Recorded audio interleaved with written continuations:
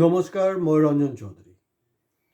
2026 কংগ্ৰেছৰ বাবে আশীৰ্বাদ না অভিশাপ, তাৰ মানে কাউণ্টডাউন ষ্টাৰ্ট হৈ গ'ল।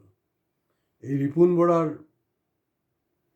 তো আগত হ'ল, তেওঁ এই কংগ্ৰেছ ষ্টেট প্ৰেচিডেণ্ট আছিলে। 2021 তেওঁৰ ইলেকশ্যনত এইটো ফ্লপ মৰাৰ পিছত তেওঁ গুচি গ'ল। তেওঁ তালৈ গুচি গ'ল, আপোনাৰ TMCলৈ গুচি গ'ল। আকৌ কংগ্ৰেছলৈ বেক কৰিছে।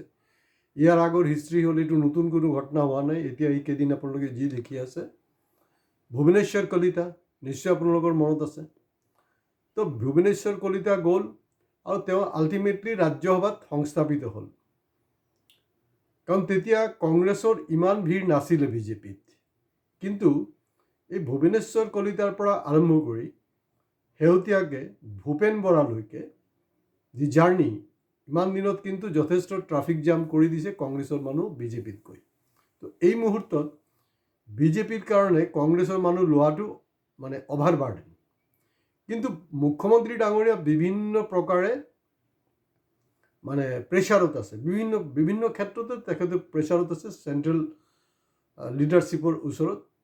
যিটো কাৰণে চাব, শেহতীয়া যোনটো আপোনাৰ প্ৰধানমন্ত্ৰী ভ্ৰমণৰ দিনাখনো কিন্তু সৰ্বানন্দ সোণোৱাল একেবাৰে ষ্ট্ৰেইট থিয় হৈ তেখেতক নমস্কাৰ জনাই আছে।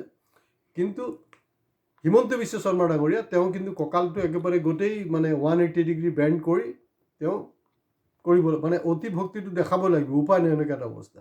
গতিকে তেওঁৰ ষ্ট্ৰেটেজিটোৱে হ'ল যে অলপ গিমিক কিবা কিবি সৃষ্টি কৰা। আৰু এই কথা বতৰাবিলাকৰ কাৰণে মই কানেকশ্যন কেলে আছে, সেইটো কাৰণে মই কৈ থাকোঁ যে আপোনালোকে ছাবস্ক্ৰাইব কৰিব, প্লিজ ছাবস্ক্ৰাইব কৰিব। ক'ত কংগ্ৰেছৰ দুৰ্বলতাটো আছে মই কিন্তু বিভিন্ন সময়ত কৈ আহিছোঁ। ফাৰ্ষ্ট কথাটো হ'ল যে এতিয়া সচেতন মহলত এটা চৰ্চা হৈছে যে ভূপেন বৰাৰ যে পদত্যাগ, এইটো কি পূৰ্ব পৰিকল্পিত আছে নেকি? তাৰপিছত যে আকৌ কংগ্ৰেছৰ কেন্দ্ৰীয় নেতৃত্বৰ লগত বহি ৰাজহুৱাকৈ আপোনাৰ প্ৰেছ মিট কৰিলে, এই কথা বতৰাবিলাক কি হৈ আছে? ইমান উৎফুল্লিত হ'বলৈতো একো নাই। এইটো আমাৰ ৰাণা গোস্বামী হওক, আপোনালোকে দেখিছে নহয়, যিবিলাক কংগ্ৰেছী মাল তালৈ গৈছে, তাৰপিছত অৱস্থাটো কি হয়। কাৰণ মই আৰম্ভণিতে কৈছোঁ যে অলৰেডি কিন্তু বিজেপিত কংগ্ৰেছ অভাৰ বাৰ্ডেন হৈ আছে। তো গতিকে কাৰোবাক একমডেট কৰাটো বহুত মুস্কিল এই মুহূৰ্তত। হয়, তেওঁ বহুত কিবা কিবি ক'ব, কিন্তু এই মুহূৰ্তত কথাটো হ'ল যে ভূপেন বৰা ডাঙৰীয়া অতদিনে হিমন্ত বিশ্ব শৰ্মাৰ এগেইনষ্টত যিমান ষ্টেটমেণ্ট দিছে, তাৰ পৰা বিজেপিত ফৰ্মেলি জইন কৰাৰ পিছত তাৰ পৰা কি তেখেতে ইউ টাৰ্ণ ল'ব নেকি? বা 2014, মোৰ যদি ভুল নহয়, তেওঁ যেতিয়া লোকসভাত কণ্টেষ্ট কৰিছিলে, তেতিয়াই কিন্তু হিমন্ত বিশ্ব শৰ্মা ডাঙৰীয়া তেওঁৰ সমষ্টিত প্ৰচাৰ চলোৱাৰ কাৰণে কৈছিলে যে অসমৰ পাইপলাইনত ব্ৰহ্মপুত্ৰত পানী যায় আৰু গুজৰাটৰ পাইপত মুছলমানৰ ৰক্ত আহে, সেইটো কৈছিল। তো গতিকে বিভিন্ন ধৰণৰ তৰ্ক বিতৰ্ক আছে। এতিয়া মাজত মইতো খুব বেছি ফেচবুকত এক্টিভ নাথাকোঁ, কেতিয়াবা কিবা আহি গ'ল চকুত পৰিলে, কোনোবাই ক'লে সিমান, তাতকৈ বেছি নহয়।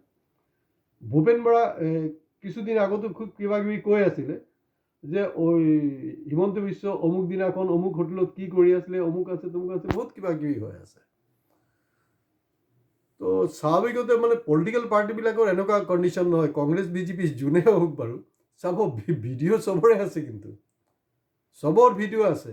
আপোনালোকৰ নিশ্চয় মনত আছে পেন ড্ৰাইভটো বেছি পুৰণা কথা নহয়, কিন্তু পেন ড্ৰাইভ হ'লগৈ 2014 ঠিক আগে।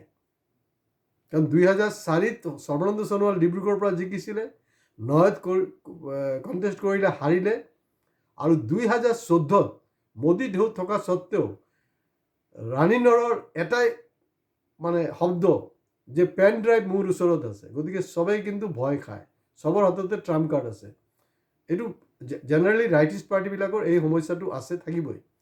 কিন্তু কমিউনিষ্টবিলাক ভাল বেয়া সেইটো পিছৰ কথা। কিন্তু কমিউনিষ্টৰ কি হ'ল, তেওঁলোকৰ এটা আদৰ্শ আছে।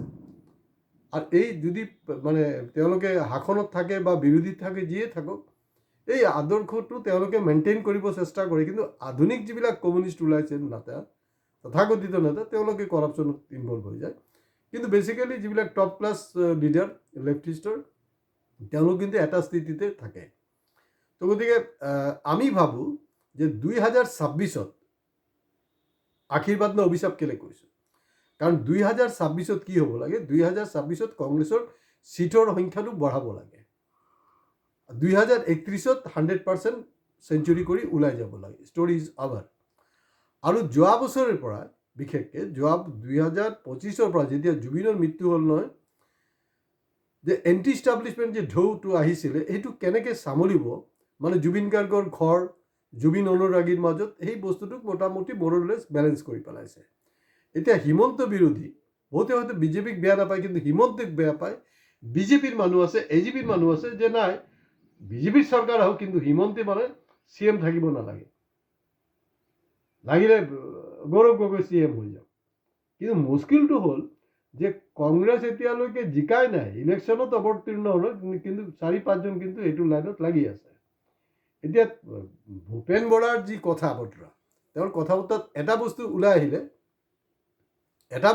আহিলে যে তেখেতে ক'লে যে না মই আকৌ কেন্দ্ৰীয় নেতৃত্বৰ লগত আলোচনা মানে কৰিছে যে না মোৰ ঘৰুৱা কিবা কথা আছে, আমি এটা অশান্তিত ভুগি আছিলোঁ, পিছত কি চব মানে চব বেপাৰৰ ধান্দা। বেপাৰটো কেনেকুৱা যে নাই মানে মোৰ ভাইৰ যোনটো মানে কাম আছিলে, ঠিকা আছিলে, সেই ঠিকাটোক আমি কংগ্ৰেছ কৰাৰ কাৰণে গুচি গ'ল। পিছত দেখা গৈছে যে পাৰ্টিৰ আৰু এজন কংগ্ৰেছৰ ষ্টেট ছেক্ৰেটাৰী, মোৰ যদি ভুল নহয় বিজেপিৰ ষ্টেট নহয়, বোধ কৰোঁ কংগ্ৰেছৰ ষ্টেট ছেক্ৰেটাৰীৰ কথাই তেখেতে কৈছে যে তেওঁৰ হাতলৈ গুচি গ'ল। তো গতিকে একবাৰ কেন্দ্ৰীয় নেতৃত্ব উৰি আহিছে, বাকীবিলাকে চবে যত্ন লৈছে। কিন্তু হয়, মই বাৰে প্ৰতি কৈ আছোঁ, ইয়াৰ আগতো কৈছোঁ যে বহু বছৰ আগৰ পৰাই কিন্তু কংগ্ৰেছত মানে বিজেপিত কংগ্ৰেছৰ স্লিপাৰ চেল আছে। আৰু ৰাহুল গান্ধীক যে এই যে পাপু সজোৱাৰ যে প্ৰজেক্টটো, সেইটো কিন্তু 2014 নহয়, এইটো 2004 পৰা যেতিয়া তেওঁ প্ৰথমবাৰৰ কাৰণে সাংসদ হৈছিলে তেতিয়াৰ পৰা কৰাই আছে। আৰু গৌৰৱ গগৈৰ ক্ষেত্ৰত গৌৰৱ গগৈটো পাপু বনাব নোৱাৰে, কাৰণ এই আপোনাৰ মাইকী মাছ মতা মাছ সেইবিলাক দিনটো গ'ল মোটামুটি। কিন্তু তেখেতক সেই পাকিস্তান এজেণ্ট বনাই দিয়াৰ কাৰণে যি কৰিব লাগে সেইটো কৰিছে। সেইটোত হয়তো কিছু হ'লেও ভূপেন বৰা মানে ইনফ্লুৱেঞ্চ হৈছে, বা কংগ্ৰেছৰ তৃণমূল পৰ্যায়বিলাকো হৈছে। তো কংগ্ৰেছ যদি পাৱাৰত আহে, বিপদ সেইটোৱে হ'ব যে ইমান ঋণগ্ৰস্ত হৈ আছে ৰাজ্যখন, মানে এই AGP চৰকাৰ যেনেকৈ পৰি গৈছিলে, কনফিডেঞ্চ হেৰাই গৈছিলে, ঠিক তেনেকুৱা এটা পজিশ্যন হ'ব। তেওঁলোকে নোহোৱাটো ভাল হয়।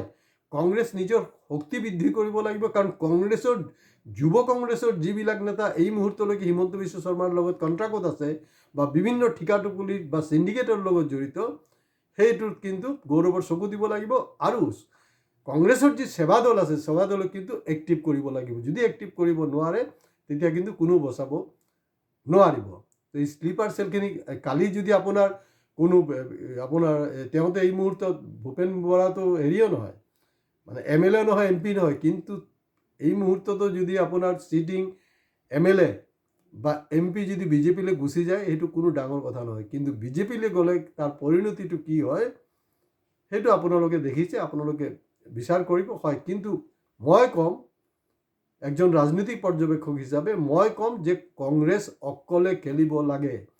কাৰণ কংগ্ৰেছ এতিয়া আৰু একো কৰিবলৈ নাই, কাৰণ দিন পাৰ হৈ গ'ল সংগঠনক মজবুত কৰিবলৈ, সেইটো কৰা নাই। গতিকে তেওঁলোকে অকলে যুঁজক, কোনো এলায়েন্স কংগ্ৰেছে নিজেও, কাৰণ অখিলেই হওক লুৰেণ হওক, আপুনি এলায়েন্স কৰিলে আপোনাক লেং মাৰিব, এলায়েন্স নকৰিলে লেং মাৰিব। চ' বেটাৰ কংগ্ৰেছ নিজৰ শক্তি বৃদ্ধি কৰক, আৰু 2031 কাৰণে মোকাবেলাটো হোক। আৰু সদ্যহতে আফটাৰ ইলেকশ্যন বিজেপিয়ে কাক আপোনাৰ হিমন্তক বনায়, না আমাৰ এই সৰ্বানন্দ সোণোৱালক বনায়, না ৰণোজ পেগুক বনায়, সেইটো তাহাঁতৰ সমস্যা, সেইটো লাগি মাথা মাৰি লাভ নাই।